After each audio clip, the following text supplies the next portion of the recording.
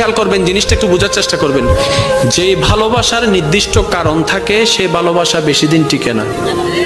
মনে করেন আপনি কাউকে ভালোবেসেছেন তার হাসি দেখে, এই হাসি যতদিন সুন্দর লাগবে ভালোবাসা থাকবে, হাসি যখন সুন্দর লাগবে না ভালোবাসা অটোমেটিক শেষ হয়ে যাবে। তো সত্যিকার ভালোবাসা কি জানেন?